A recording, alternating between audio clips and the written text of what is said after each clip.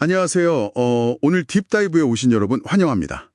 오늘은 여러분이 보내주신 자료죠. 미국 시민권자와 해외 거주자를 위한 IRS 퍼블리케이션 54, 그 2024년 세금 보고 관련해서 핵심 업데이트를 좀 파헤쳐 보겠습니다. 해외에 계시더라도 미국 납세 의무는 있다는 거 다들 알고 계시죠? 네, 그렇죠. 오늘 저희 목표는 이 방대한 IRS 자료에서 정말 중요한 정보만 쏙쏙 뽑아드리는 겁니다. 특히 2024년 세금 보고하실 때 꼭 아셔야 할 변경사항, 또 전략적인 포인트들, 이걸 명확하게 짚어드릴게요. 복잡한 규정 속에서 약간 지름길을 찾는 느낌? 그렇게 생각하시면 좋겠습니다. 바로 시작해볼까요? 좋습니다. 그럼 좋은 소식부터 시작할까요? 2024년에 표준 공제액이 올랐네요. 그러니까 다른 특별한 공제가 없어도 소득에서 기본으로 빼주는 금액 말이죠. 네, 맞아요. 단일 신고자는 14,600달러, 그리고 부부 공동 신고자는 29,200달러까지 인상됐습니다. 근데 사실 해외 계신 분들한테는 이것보다 더 중요한 게 있을 것 같은데요? 그렇죠. 아마 해외 근로소득 공제, 그 FEII 한도액일 텐데요. 이게 2024년에는 최대 11만 6,500달러까지 올라갔습니다. 11만 6,500달러요? 와. 네, 상당하죠. 특정 요건만 충족하면 해외에서 번 근로소득 중에서 이 금액까지는 미국 소득세를 안 내도 된다는 뜻이에요. 이게 뭐랄까, 해외에서의 소득 계획이나 직업 선택에 좀 유연성을 줄 수 있죠. 11만 6,500달러면 정말 큰 금액인데요.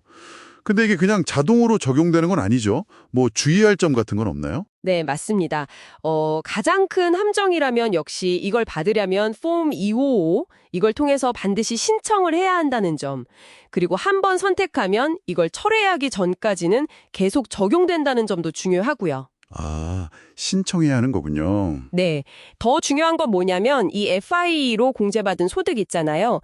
그 소득에 대해서는 외국에 납부한 세금에 대한 공제, 즉 Foreign Tax Credit이나 Deduction, 이걸 못 받아요. 아, 그리고 추가 자녀 세액 공제나 근로소득 세액 공제, EIC 같은 다른 혜택도 받을 수 없게 됩니다. 그렇군요. 그러니까 하나를 얻으면 다른 혜택은 포기해야 할 수도 있겠네요. 네, 맞습니다. 일종의 트레이드오프가 있는 거죠. 알겠습니다. 소득공제 말고 그 주거비 관련 혜택도 있다고 들었는데요. 아, 네. 해외 주택비용 공제 또는 제외, Foreign Housing Exclusion Deduction이 있죠. 이것도 기본 한도액은 있는데 사실 실제 한도는 거주 지역 물가에 따라 훨씬 높아질 수 있거든요. 그러니까 폼 255 안내서를 보시고 여러분이 계신 지역의 정확한 한도를 확인하는 게 중요합니다. 이것도 그럼 폼 255로 신청해야 하고 비슷한 제약 조건이 따르는 건가요? 네, 맞습니다. FI랑 거의 비슷하다고 보시면 돼요. 같은 폼으로 신청하고 비슷한 조건들이 적용됩니다. 자, 여러분 여기서 이제 중요한 전략적 선택 지점이 나오는 것 같습니다. FI나 주택비용 공제를 신청할 것인가, 아니면 외국에 낸 세금을 활용할 것인가, 외국 납부 세액은 어떻게 처리해야 하죠? 세액 공제, 크레디트랑 소득 공제, 디덕션, 뭘 선택해야 유리한가요? 정확히 보셨습니다. 외국에 낸 세금은 미국 세금 보고할 때 둘 중 하나로 처리할 수 있어요. 세액 공제 아니면 소득 공제. 세액 공제는 말 그대로 계산된 미국 세금 자체를 직접 줄여주는 거고요. 달러 대 달러로요.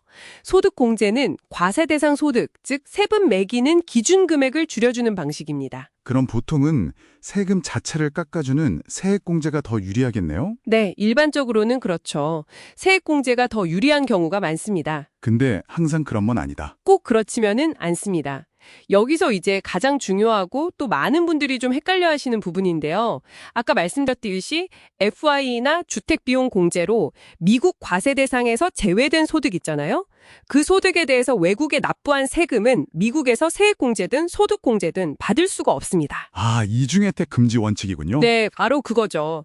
그래서 만약에 소득의 일부만 FI나 같은 걸로 공제받았다면 외국 납부세액 중에서 얼마만큼을 공제 못 받는지 이걸 계산해야 해요.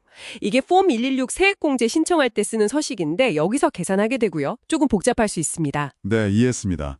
그 부분은 정말 신중하게 계산해야겠네요. 그럼 이제 좀 놓치기 쉬운 중요한 알림사항들로 넘어가 볼까요? 세금을 계산해보니 낼 돈이 없거나 소득이 공제 한도보다 적어도 보고는 해야 할 수 있다고요? 네, 그렇습니다. 예를 들어서 자영업 순소득이 400달러 이상이면 소득세를 내든 안 내든 상관없이 보고서는 제출해야 합니다. 아, 400달러 이상이면 무조건이군요? 네, 그리고 제출 기한도 좀 다른데요. 미국 외 지역에 거주하시는 분들은 자동으로 6월 15일까지 신고 및 납부 기한이 연장돼요. 오, 자동으로 2개월 연장이군요. 네.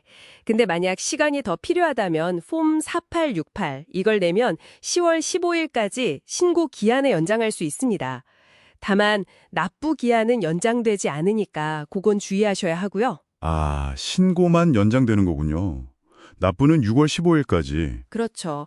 그리고 만약에 거주 요건, 그러니까 Bonafide Residence나 Physical Presence Test 같은 걸 충족하기 위해 시간이 더 필요하다. 그러면 폼 2350으로 추가 연장을 신청할 수도 있습니다. 그렇군요.